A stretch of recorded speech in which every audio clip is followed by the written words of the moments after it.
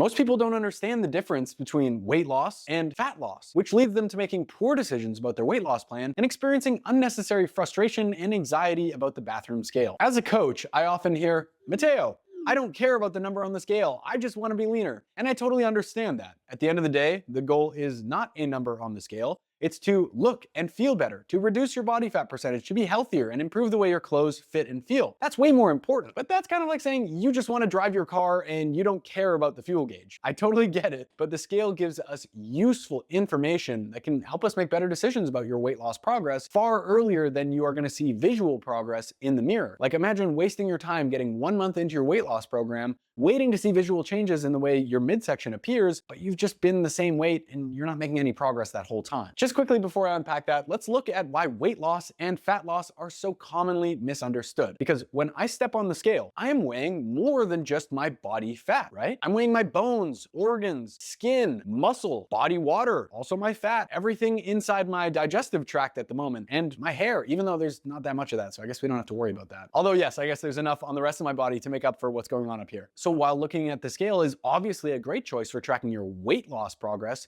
it's not a perfect solution for tracking your fat loss progress because we don't know what percentage of your body weight is fat, right? I'm gonna show you why that doesn't actually matter at all. By the way, you should know that those scales you step on that tell you your body fat percentage are wildly inaccurate. They use a technology called bioelectrical impedance analysis that sends a current through your body and measures how strong the current is when it returns. Fat tissue largely impedes or slows down that current, whereas muscle tissue and body water allow the current to flow more freely. So it's actually measuring how conductive your body is and then estimating your body fat percentage based on that. All that to say, smart scale is not a reliable way to track your body fat percentage. Let's use 250-pound Thomas to help you understand this. All those things we were weighing earlier are pretty stable most days, especially your bones, skin, hair, and organs. Your skin weighs about 6% of your total body weight, so that's about 15 pounds for Thomas. Your bones are about 12% of your body weight, so that's around 30 pounds in his case. And your organs are about 7% of your body weight, so 17 pounds in Thomas's case. And all that weight is gonna be pretty stable day to day. Now the muscle you're building will definitely show up on the scale, but it's a pretty slow and steady increase. For Thomas, let's say he's carrying around 55 pounds of muscle, and he's gaining 1 pound of muscle every month, which is actually pretty solid if you're doing a good job in the gym and you're relatively new to training. At this point, the keen viewer will realize that if you're primarily focused on losing fat and you're hoping that you are just recomping and staying at the same body weight, losing fat while building muscle, and thinking that the muscle weight you're gaining is offsetting any fat loss that you're seeing on the scale, you could probably be losing fat quite a bit faster than you are. Guys who read my weekly newsletter tips reply to me all the time telling me that they're finally excited about the results they're seeing now that they're aiming to push their scale weight a little bit more assertively. Now for the body water you're holding, the food in your digestive tract, and the fat you're holding, those things can change a lot more. The weight from your body water and the food in your digestive system are going to bump up and down very frequently throughout the day, but the amplitude of these changes will not be as big. Food in your system is going to account for 1 to 2% of your total body weight. So in Thomas's case, this is between 2 and 4 pounds. Eating high fiber foods or larger quantities of foods or eating later than you normally would can cause the scale to show more weight when you weigh in. Now, Thomas is carrying around about 125 pounds of water every single day with him, and that's going to fluctuate up and down by about 2 to 5 pounds also. How much body water you carry can be affected by your stress levels, hard training,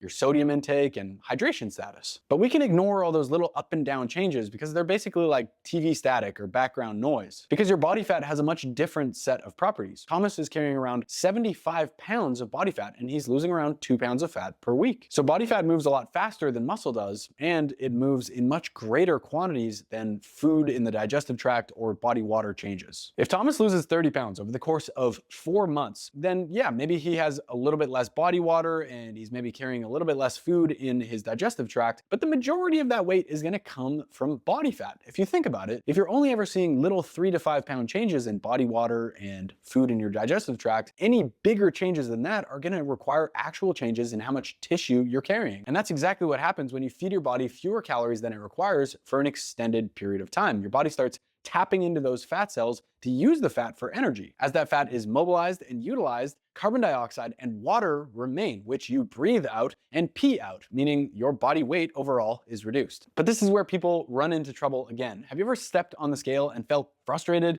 or defeated because your weight has bumped up by a few pounds and you're back at the same weight where you were, I don't know, 2 weeks ago, it's really easy to think that you're not losing any fat when you see those scale bumps. It can be demoralizing. I mean, look at the weight loss chart from my client Alex here. When you look at these weigh-ins, do you think Alex is losing any weight? Do you think he's in a calorie deficit here? You'd probably say no, but you need to remember about those food and body water fluctuations we talked about. That's why it's important not to place too much value on any single weigh-in or even a week's worth of weigh-in data. Instead, you want to zoom out and look at how your body weight is trending if you were to draw an average line through the center of all your weigh-in data points. If you're consistently seeing new lows on the scale over the course of a month, then all those little blips don't really mean all that much. Even though you may have bumped up by 5 pounds this morning, it's still 10 pounds lower than when you started. To track your weight loss progress more effectively and look at average weekly changes, you can use my free weight loss calculator that's linked in the description box. On top of that, you can look at all your other data to get a more complete picture of how your body has been changing. If you've been taking measurements and you notice your bicep has been getting bigger and your waist has been getting smaller, that's a really good sign. If you're getting stronger in the gym and you've doubled the amount of reps you can do with the bench press for 100 pounds, that's a really good sign that you're building some muscle too. And of course, we have progress pictures too. Here's Alex down over 20 pounds over the course of 4 months at 44 years old with more muscle than he's ever had. Does the scale tell us all of that data? No, but it helped us make that happen. The scale is a tool that helps you make better decisions. If you avoid it, you miss out on useful information. If you make neurotic, snap decisions based on what you're seeing on a day-to-day basis, you will always feel frustrated by it. Now that you know how to use the bathroom scale properly, you're gonna need a way to get it consistently and reliably moving in the right direction. And there's one thing that will help you do that faster than anything else. So watch this video next to learn how to do that. As always, thank you so much for watching this video. Be sure to give it the thumbs up to tell the algorithm that other people should watch it, and leave a comment below with any questions you might have. Peace.